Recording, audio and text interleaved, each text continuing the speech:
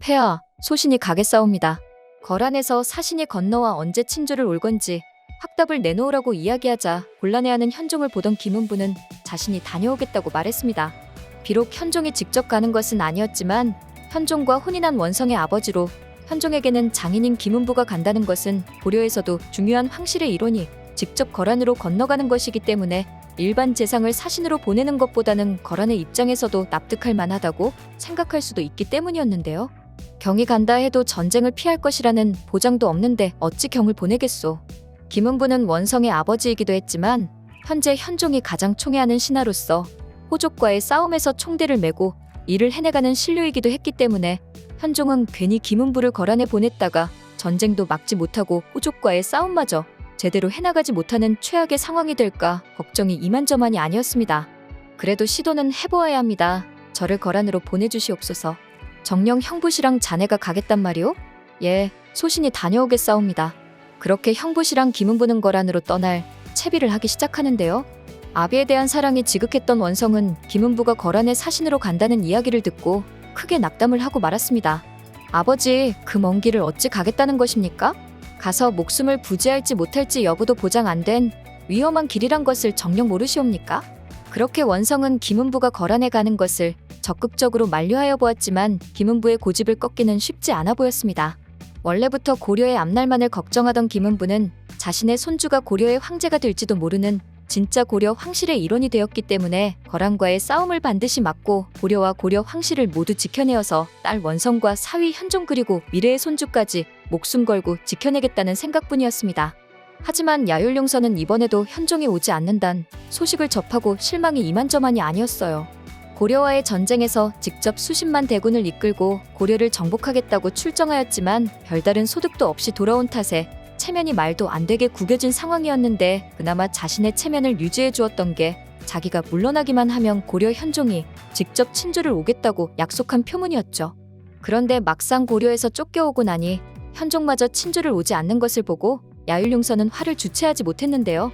너희는 처음부터 약속을 지킬 생각이 없었던 것이다. 이 간교한 여우 같은 놈들 같으니라고 이제 그 대가를 치를 것이다.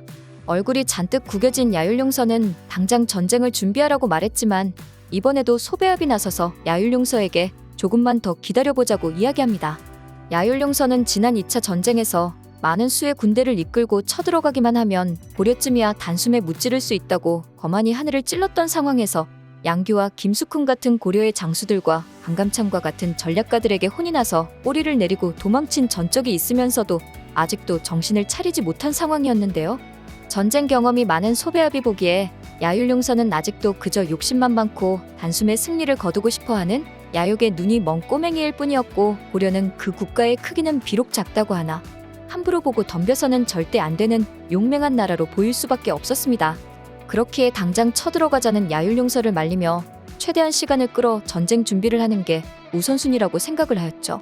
현종이 그의 장인인 김은부를 보낸다 하옵니다. 일단 그의 말부터 들어보시지요. 김은부가 거란에 도착하자마자 야율용서와 소배합은 김은부를 보면서 어찌하여 너의 황제가 직접 오지를 않고 내가 왔냐면서 굳은 표정으로 물었어요. 고압적으로 대하는 야율용서를 보면서도 김은부는 조금도 떨지 않는 당당한 자세로 현종이 직접 올 수 없는 이유에 대해 설명하며 최대한 거란과의 전쟁을 피하고자 야율용서를 달래기 시작하였습니다. 이것은 생일을 맞은 황제를 축하하기 위해 저희 황제가 직접 보내주신 선물이옵니다. 곧 야율용서의 생일이 얼마 안 남은 것을 알고 선물을 준비해간 김은부는 이번 방문으로 전쟁을 1년이라도 늦출 수만 있다면 소기의 목적을 달성한다는 생각을 하면서 사신으로서 최선을 다했는데요. 하지만 아직도 고려에서 도망친 것을 수치스럽게 여기고 있던 야율용서는 당장이라도 김은부의 목을 치고 싶을 정도로 고려에 대한 분노가 하늘을 찌를 듯했어요. 그렇기 때문에 김은부를 거란에 억류해놓고 현종이 직접 친주를 오지 않는다면 김은부를 보내지 않겠다고 협박하는 방법을 생각해보기도 했는데요. 야율용서의 이런 마음을 눈치챈 소배합은 절대 그리해서는 안 된다면서 김은부를 고려로 돌려보내야 한다 말했습니다. 김은부는 단순히 고려의 신하가 아니라 현종의 장인이 되는 사람으로서 황실의 일원이기도 하온데 그런 자를 임의대로 억류하였다가는 고려에서는 이를 명분으로 삼아서 친주를 하겠다는 약속도 뒤엎어버리고 강동 6주를 반환하겠다는 말도 취소할 것이옵니다. 정녕 그 간교한 자들에게 그럴 명분을 만들어주실 생각이옵니까? 이는 절대로 있어서는 안 될 일이옵니다. 폐하, 화를 조금만 누그러뜨리시고 일단은 김은부를 고려로 돌려보내시지요. 그 뒤는 제가 알아서 하겠사옵니다. 그러자 야율용서는 또 뭘 알아서 하겠냐며 그동안 알아서 한다고 해놓고 한 게 뭐 있냐며 소배압에 대한 원망을 쏟아내었는데요. 그러자 소배압은 김은부를 억류하고 싶으시다면 꼭 이 성 안에 억류할 필요는 없사옵니다. 여진족에게 김은부가 고려로 돌아가는 길목을 막고 그를 억류해 놓으라 일러놓겠사옵니다. 그렇다면 저희가 김은부를 억류한 게 아니기에 고려가 친조 약속을 깰 명분도 생기지 않겠지요. 그렇지만 김은부를 쉬이 돌려보내지 않음으로써 앞으로는 고려의 대신들이 김은부처럼 억류될 것을 두려워하여 황제를 대신해 사신으로 오는 것을 두려워하게 될 것입니다. 이렇게 현종을 압박하심이 어떻겠사옵니까? 소배압의 말을 가만히 듣던 야율용서는 그대의 말을 듣고 보니 일리가 있소. 내 아까 화를 낸 것은 미안하오. 김은부를 일단 돌려보내도록 하겠소. 그 뒤는 경이 잘 알아서 처리해 주시오.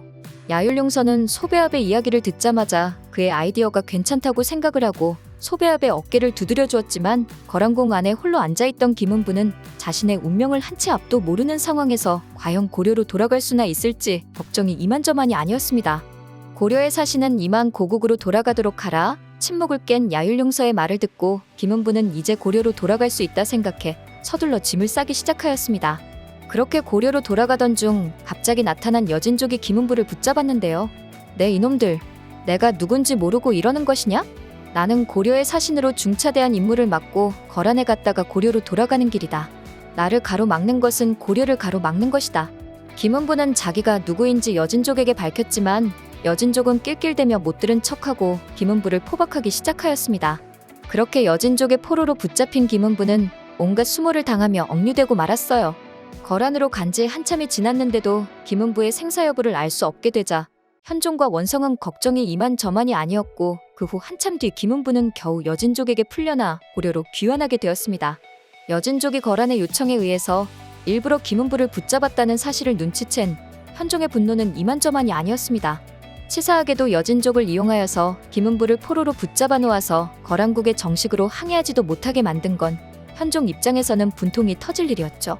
결국 현종은 이번 일은 그렇다 치고 넘어가나 다음에는 절대 거란을 용서하지 않겠다며 더욱 열심히 전쟁을 준비하는 계기가 됩니다.